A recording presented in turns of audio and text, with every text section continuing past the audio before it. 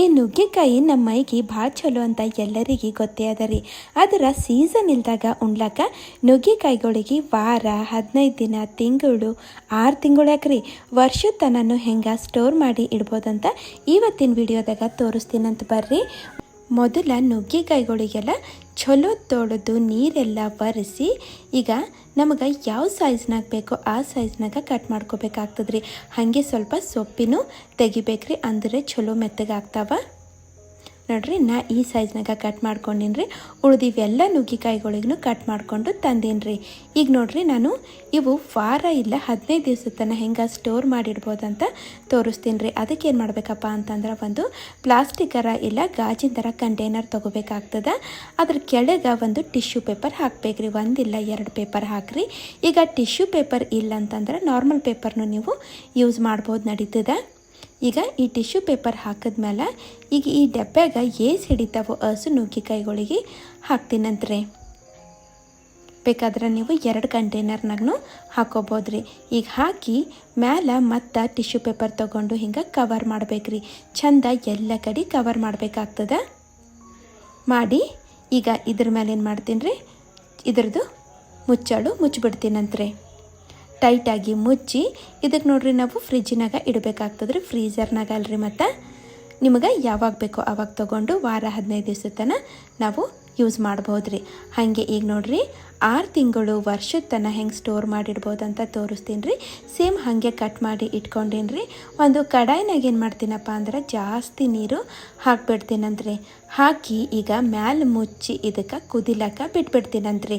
ಚಲೋ ಸಳಮಳ ಕುದಿಬೇಕ್ರಿ, ಅಲ್ಲಿಂದ ತನಕ ಬಿಡಬೇಕ್ರಿ. ನೋಡ್ರಿ ಸಳಮಳ ಅಂತ ಕುದಿಲತ್ತವ. ಉರಿ ಮಾತ್ರ ದೊಡ್ಡದೇ ಇರಬೇಕ್ರಿ. ಈಗ ಕಟ್ ಮಾಡಿದ್ದು ನುಗ್ಗೆಕಾಯಿಗಳಿಗೆಲ್ಲ ತಂದು ಈ ನೀರಾಗ ಹಾಕ್ಬಿಡ್ತೀನಂತ. ದೊಡ್ಡ ಊರಿನಾಗೆ ಇವಕ್ಕೆ ಕುದಿಸ್ತೀನಂತ್ರಿ. ಎಲ್ಲಿಂದ ನಾ ಕುದಿಸ್ಬೇಕಂದ್ರೆ ಒಂದು 3 ನಿಮಿಷರ ಕುದಿಸ್ಬೇಕ್ರಿ. ಜಾಸ್ತಿನೂ ಬ್ಯಾಡ್ರಿ ಮತ್ತು ಕಮ್ಮಿನೂ ಬ್ಯಾಡ್ರಿ. ಟೈಮ್ ಹಚ್ಚಿ ಒಂದು 3 ನಿಮಿಷ ನಾವು ದೊಡ್ಡ ಊರಿದಾಗ ಕುದಿಸ್ಬೇಕ್ರಿ. ಈಗಿಲ್ಲಿ 3 ನಿಮಿಷ ಆಗ್ಯಾದ್ರಿ. ಈಗ ಈ ನುಗ್ಗೆಕಾಯಿಗಳಿಗೆಲ್ಲ ತೆಗೆದು ನಾ ಏನು ಮಾಡ್ತೀನಿ ರೀ, ತಣ್ಣನ ನೀರಾಗ ಹಾಕ್ತೀನಂತ್ರಿ. ತಣ್ಣನ ನೀರಂದ್ರೆ ರೂಮ್ ಟೆಂಪ್ರೇಚರ್ ನೀರಲ್ರಿ, ಮತ್ತು ಐಸ್ ವಾಟರ್ನಾಗ ಹಾಕಬೇಕಾಗ್ತದ್ರಿ. ಎಲ್ಲ ತಂದು ಹಾಕ್ಬಿಡ್ತೀನಂತ. ಹಾಕಿ ಒಂದು 3ರಿಂದ 4 ನಿಮಿಷ ಹಿಂಗೆ ನೀರಾಗ ಬಿಟ್ಬಿಡ್ತೀನಂತ್ರಿ. ಸ್ವಲ್ಪ ಅವು ತಣ್ಣಗಾಗಲಿ ರೀ. ಅಂದ್ರೇನು ರೀ, ಅದರದ್ದು ಕುಕ್ಕಿಂಗ್ ಪ್ರೊಸೆಸ್ಸು ನಾವಿಲ್ಲಿ ನಿಂದಿರ್ಸಿದೇವ್ರಿ. ಹೀಗಾಗಿ ಅದಕ್ಕೆ ತಣ್ಣಗಾಗ್ಲಕ್ಕ ಬಿಡಬೇಕಾಗ್ತದೆ ನೋಡ್ರಿ. ಈಗೇನು ಮಾಡ್ತೀನಿ, ನೀರೆಲ್ಲ ತೆಗೆದು ತರ್ತೀನಿ ರೀ. ತಂದು ಒಂದು ಕಾಟನ್ ಬಟ್ಟೆ ಮೇಲೆ ಹಾಕ್ಬಿಡ್ತೀನಂತ್ರಿ. ಹಾಕಿ ಈಗ ನೀರೆಲ್ಲ ಚಲೋ ಒರೆಸ್ಬೇಕಾಗ್ತದೆ ರೀ. ನೀರಿನ ಅಂಶ ಸ್ವಲ್ಪನೂ ಇರಬಾರ್ದು ರೀ, ಹಂಗೆ ನಾವು ಒರೆಸ್ಬೇಕಾಗ್ತದೆ. ಇವೇನು ಪೂರ್ತಿ ಕುದ್ದಿಲ್ರಿ, ಅರ್ಧ ಕುದ್ದಾವ ನೋಡ್ರಿ. ನೀರೆಲ್ಲ ಚಲೋ ಒರೆಸಿನಂತ ಈಗ ಇವಕ್ಕೇನು ಮಾಡ್ತೀನಪ್ಪ ಅಂತಂದ್ರೆ ಸ್ವಲ್ಪ ಹಿಂಗೆ ಸ್ಪ್ರೆಡ್ ಮಾಡ್ಕೋತೀನಂತ್ರಿ. ಅಂದ್ರೇನು ಬರೋ ನೀರಿನ ಅಂಶ ಎಲ್ಲ ಡ್ರೈ ಆಗ್ಲಂತ ಒಂದು 10ರಿಂದ 15 ನಿಮಿಷ ಬಿಟ್ಬಿಡ್ತೀನಂತ್ರಿ. ಬೇಕಾದ್ರೆ ಫ್ಯಾನಿನ ಗಾಳಿಗೂ ನೀವು ಇಡ್ಬೋದು. ಒಟ್ನಾಗ ನೀರೆಲ್ಲ ಆರ್ಬೇಕು ನೋಡ್ರಿ. ಈಗ ಪೂರ್ತಿ ಆರ್ಯಾವ್ರಿ. ಈಗ ಇವಕ್ಕೆ 6 ತಿಂಗಳು ವರ್ಷದ ತನಕ ಸ್ಟೋರ್ ಮಾಡ್ಬೇಕಂದ್ರೆ ನಮಗೆ ಇಂಥದ್ದು ಜಿಪ್ಲಾಕ್ ಕವರ್ಸು ಬೇಕಾಗ್ತಾವ್ರಿ. ಯಾವಾರ ತಗೋರಿ ನಡೀತದ. ಈಗ ನೋಡ್ರಿ, ಈಗೇನು ಇವು ಆರ್ಯಾವಲ್ರಿ ನುಗ್ಗೆಕಾಯಿಗಳು.